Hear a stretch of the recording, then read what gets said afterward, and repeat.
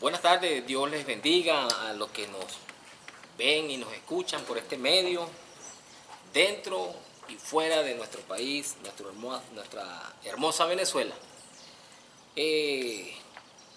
Como ya venimos estudiando la soteriología, que es la doctrina que estudia el milagro de la salvación, hoy vamos a estudiar la remisión. Y para que entremos en contexto o que todos estemos cónsonos en lo que es esto, vamos a dar un concepto de qué es remisión para que podamos entender de entonces qué vamos a hablar. Remisión es perdonar una penalidad, una falta, a través de algo. O sea, tiene que haber algo que esté enlazado para que se pueda dar entonces la remisión o ese perdón de eso que necesita ser perdonado. ¿Okay? Pero lo primero que debemos entender, internalizar o concientizarnos es de que nosotros, los que conocemos a Jesucristo o que ya gozamos de esta remisión, en algún tiempo nosotros fuimos pecadores. Pero ¿qué es lo que el ser humano necesita primero entender antes de tener esto? Es entender, concientizarse de que es pecador. Yo le comentaba a mis hermanos aquí que una vez yo estaba predicándole a una persona y yo le hice una pregunta. Yo le pregunté así: ¿tú te consideras que eres pecador? Y la persona inmediatamente me dijo: no, yo no me considero pecador. Claro, por lo general nadie va a decir: sí, yo soy un vil pecador, yo soy un hombre muy pecador. Nadie. El ser humano va a tratar de justificar de que él no es pecador. Yo no he matado a nadie, yo no hago nada, yo no hago mal, al que puedo lo ayudo, si hay el viejito que va a cruzar la calle, yo lo ayudo a cruzar la calle. O sea, va a tratar de justificar con tal de él no autoproclamarse como pecador. Pero la cuestión no es autoproclamarse, sino ver qué dice la Biblia con respecto a quiénes son pecadores. Entonces yo le dije a esta persona: ok, fíjate esto, ¿tú conoces algo de los 10 mandamientos? ¿Te recuerdas de los 10 mandamientos? En el colegio, en el catecismo, no sé, en lo que viste. Me dice: sí conozco. ¿Tú me puedes nombrar al menos 2 o 3 de los 10 mandamientos? 2 o 3 mandamientos. Y me dijo: bueno, el primero, honra a tu padre y a tu madre. Se quedó pensando y me dijo: el segundo, no dirá falsos testimonios ni mentiras. El tercero, no matarás. Y el cuarto, no hurtarás. Ok, perfecto. Ahora fíjate, voy a usar de esos 4 uno solo. El que dijiste: no dirá falsos testimonios ni mentiras.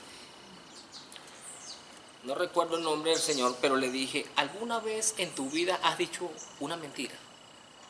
Y se quedó así en silencio y me miró y me dice: sí he dicho una mentira. Pero tú sabes, de esas mentiras piadosas, esas mentiras blancas. Entonces, ¿pero qué dice entonces el mandamiento que leíste, que me recitaste? No dirá falso testimonio ni mentira. Entonces, basado a eso a ese mandamiento y a la respuesta que me diste, ¿te consideras pecador? Entonces me dijo: bueno, viéndolo desde ese punto de vista, entonces sí. Lo que pasa es que uno está acostumbrado a que si no mata, no peca. A que si no es ladrón, uno es pecador. Pero bueno, yo no lo había visto desde ese punto. Entonces, el hombre se convenció de que por la palabra él era pecador. Entonces le leí Romanos capítulo 3, versículo 23, que dice, Romanos 3, 23. Por cuanto todos pecaron, están destituidos de la gloria de Dios. Y le dije: todos, por cuanto todos. No dice por cuanto algunos, dice por cuanto todos pecaron, toda la humanidad están destituidas de la gloria de Dios. Entonces, ese es el primer punto o el primer paso para que nosotros en nuestra célula, si hay algún invitado, podamos tratar de poner esto claro para que la persona entienda de que necesita entonces algo que que redima sí, que redima ese pecado, ¿ok? Que él tiene, que quizás lo sabía, pero pensaba que no era un pecado como que lo metiera en el saco de los pecadores, ¿ok? Perfecto. Entonces, le decía yo, vamos a leer un pasaje ahorita que está en Hebreo, para que entendamos un poco entonces lo que es remisión y lo que hizo Jesucristo por nosotros. Hebreos capítulo 9. Le voy a pedir a Luis, a Laurentín, que lea desde el versículo 1. Vamos a leer hasta el versículo 22, para que podamos entender entonces qué fue lo que Jesucristo hizo. Sí. Ahora bien, aún el primer pacto tenía ordenanzas de culto y un santuario terrenal, porque el tabernáculo estaba dispuesto así. En la primera parte, llamada el lugar santo, estaba el candelabro, la mesa y los panes de la proposición.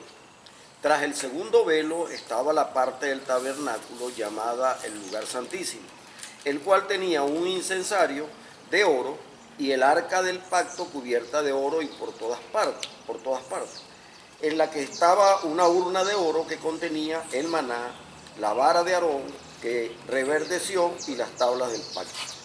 Sobre ella los querubines de gloria que cubrían el propiciatorio, de las cuales cosas no se pueden ahora hablar en detalle.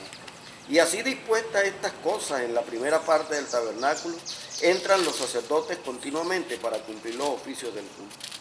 Pero en la segunda parte, solo el sumo sacerdote una vez al año, no sin sangre, la cual ofrece por sí mismo y por los pecados de ignorancia del pueblo, dando el Espíritu Santo a entender con esto que aún no se había manifestado el camino al lugar santísimo, entre tanto que la primera parte del tabernáculo estuviese en pie, lo cual es símbolo para el tiempo presente, según el cual se presentan ofrendas y sacrificios que no pueden hacer perfectos en cuanto a la conciencia al que practica ese culto, ya que consiste solo de comidas y bebidas de diversas abluciones y ordenanzas acerca de la carne, impuesta hasta el tiempo de reformar las cosas.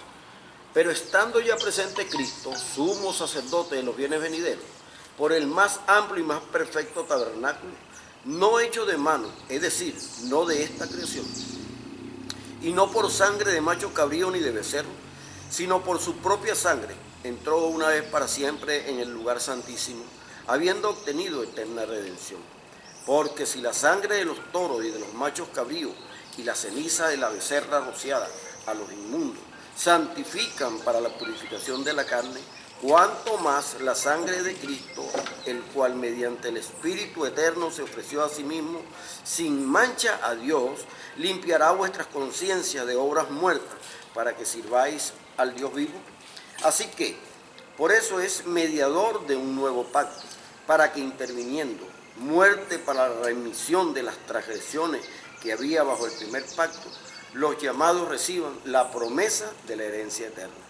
Porque donde hay testamento es necesario que intervenga muerte del testador, porque el testamento con la muerte se confirma, pues no es válido entre tanto que el testador vive, de donde ni aún el primer pacto fue instituido sin sangre, porque habiendo anunciado Moisés todos los mandamientos de la ley a todo el pueblo, tomó la sangre de los becerros y de los machos cabríos con agua, lana escarlata e hisopo y roció el mismo libro y también a todo el pueblo, diciendo, esta es la sangre del pacto que Dios ha mandado. Y además de esto roció también con la sangre el tabernáculo y todos los vasos del ministerio. Y casi todo es purificado según la ley, con sangre, y sin derramamiento de sangre no se hace remisión. Amén. Ahora fíjense esto. Miren la explicación que Pablo da. Dice que en el primer pacto, o sea que hay otro pacto. Sí. En el primer pacto, el sumo sacerdote era el encargado de hacer esta tarea de cubrir los pecados, dice, del pueblo por ignorancia. ¿Ok?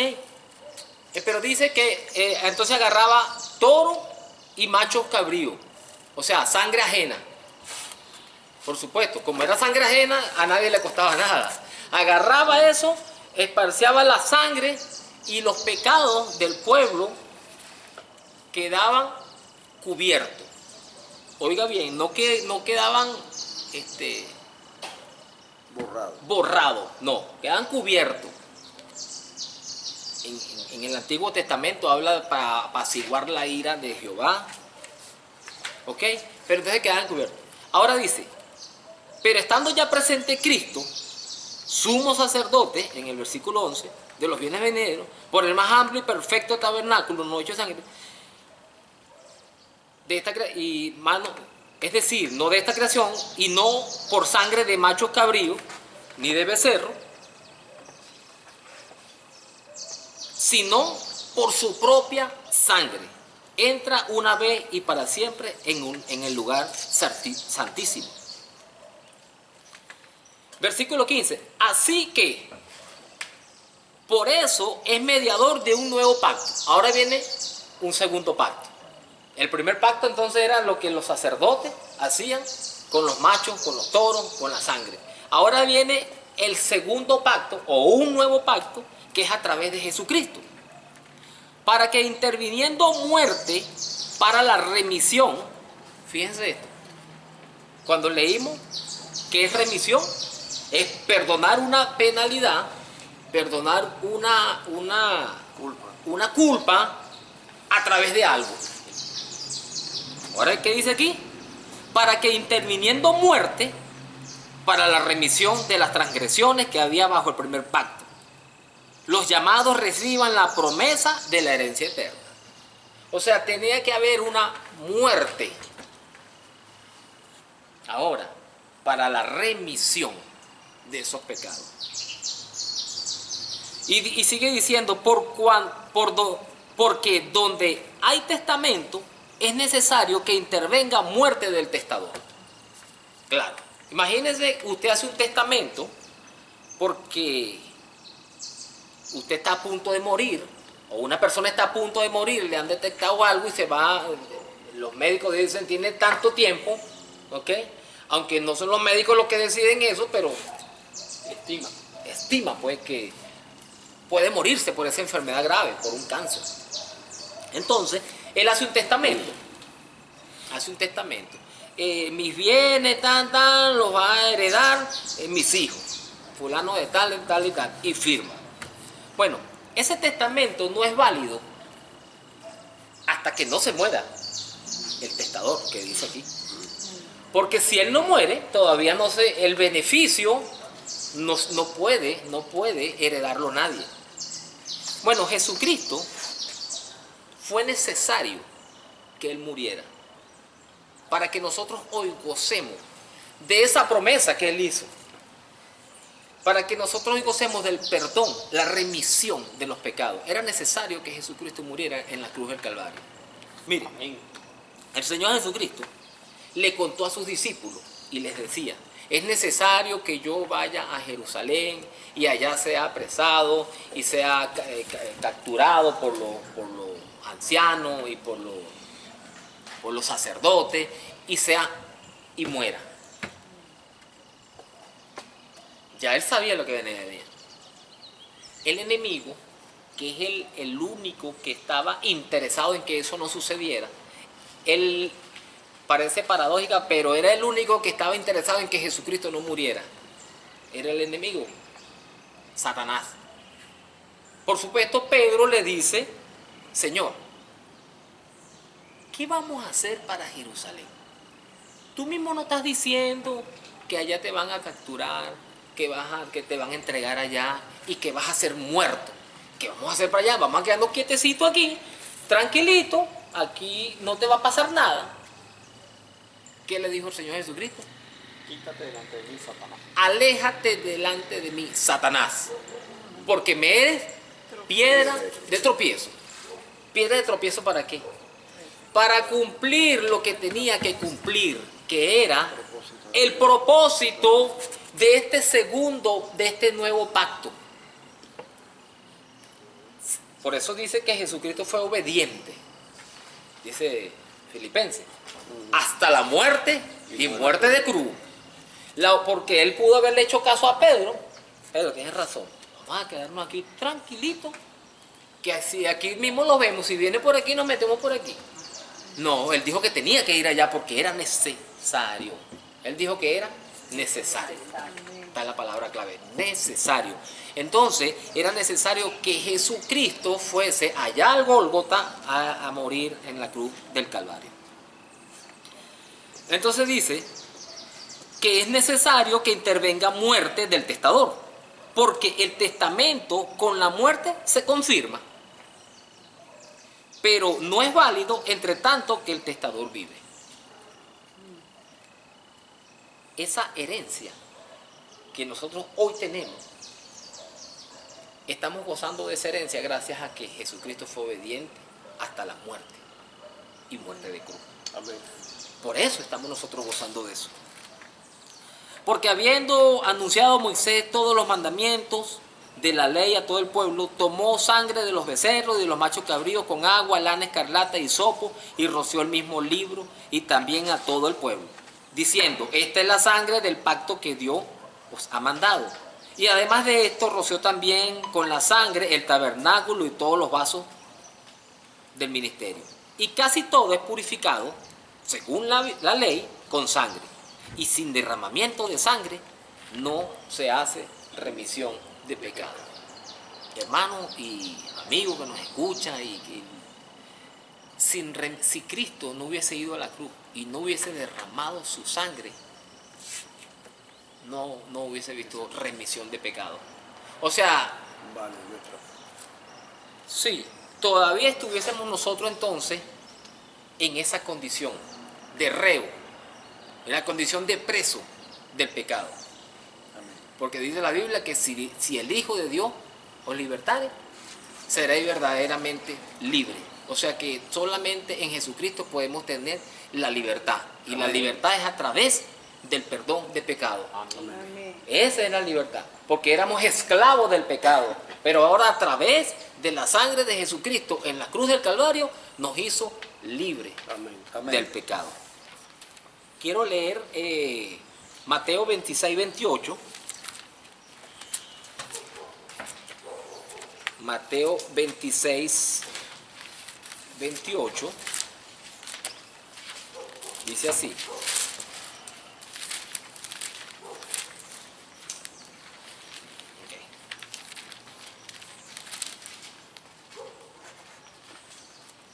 Porque, dijo el Señor Jesucristo, y tomando en el 27, en la institución de la cena del Señor, y tomando la copa y habiendo dado gracias, les dio diciendo: bebed de ella todo, porque esto es mi sangre del nuevo pacto. Esta es mi sangre del nuevo pacto. ¿Se recuerda lo que dijo Pablo aquí en Hebreo? Un nuevo pacto, que es Jesucristo. Esta es mi sangre del nuevo pacto, que por muchos es derramada ¿para qué? Para remisión de pecado. ¿Se está fijando que solamente en Jesucristo podemos tener remisión de pecado? Amén. Y esto es algo que es gratis, porque dice que Él nos las da porque por gracia. Es la gracia de Él. O sea, nosotros no hicimos nada para merecernos esto. Pero hay una condición. Hay una sola condición. Creer. Creer que Jesucristo de verdad murió en la cruz del Calvario y que derramó su sangre por nosotros. Hechos capítulo 10, versículo 39 al 43. Y nosotros somos testigos de todas las cosas que Jesús hizo en la tierra de Judea y en Jerusalén, y quien mataron colgado en su madero. A este levantó Dios al tercer día e hizo que se manifestase, no a todo el pueblo, sino a los testigos que Dios había ordenado de antemano a nosotros que comimos y bebimos con Él, después que resucitó de los muertos. Y nos mandó que predicásemos al pueblo y testificásemos que Él es el que Dios ha puesto por juez de vivos y muertos. De esto den testimonio todos los profetas, que todos los que en Él creen recibirán perdón de pecados por mi nombre. Amén. Entonces fíjense, ¿qué le estaba diciendo? ¿A quién está hablando aquí? Los testigos, los testigos presenciales de Jesucristo. A este levantó Dios al tercer día. ¿Quién está hablando? Los testigos, los que a él se le apareció. E hizo que se manifestase, no a todo el pueblo, sino a los testigos que Dios había ordenado de antemano, a nosotros, dice, que comimos y bebimos con él después que resucitó de los muertos. O sea, hubo testigos, no solamente de la muerte, sino también de la resurrección. Y nos mandó que predicásemos al pueblo y testificásemos que Él es el que Dios ha puesto por juez de vivos y muertos. Pero mire, dice el 43, de este dan testimonio todos los profetas dan testimonio que todos los que en Él creyeren recibirán perdón de pecados por su nombre. Entonces, si nosotros leemos esto, pero no creemos, ¿qué dijo Pablo allá? Cuando, si no creemos en la resurrección de muertos, vana es nuestra fe entonces, vana es nuestra predicación, no estamos haciendo nada si realmente Cristo no resucitó. Pero creemos que Él resucitó, creemos que Él murió en la cruz del Calvario. Amén. Esa es nuestra predicación, eso es lo que nosotros predicamos, que Jesucristo murió por cada uno de nosotros, derramó su sangre para que con esa sangre nuestros pecados fuesen redimidos, que viene de la palabra remisión. Entonces, la remisión no es más que la remisión de nuestros pecados, es porque Jesucristo puso su vida por nosotros en la cruz del Calvario para que obtengamos entonces nosotros este beneficio del perdón de los pecados y por ende la salvación. Amén. Hermanos, que este mensaje les sirva para que pueda ayudar al que, como les dije en principio, cree que no es pecador y cree que no necesita de Jesucristo, porque como dice que no es pecador, y si él no es pecador, tampoco necesita a alguien que lo libre de los pecados. Pero si estas palabras pueden llegar al corazón de esas personas y entiendan que realmente necesitan el perdón de pecados porque son pecadores, usted puede ser usado por Dios. Solamente déjese usar. Crea que esto, lo que está leyendo y lo que está predicando, usted lo cree con firmeza y usted cree que esto es la verdad de nuestro Señor Jesucristo. Amén. Que Dios les bendiga, que les dé sabiduría a la hora de abrir su boca para predicar su palabra. Amén. Amén. Amén.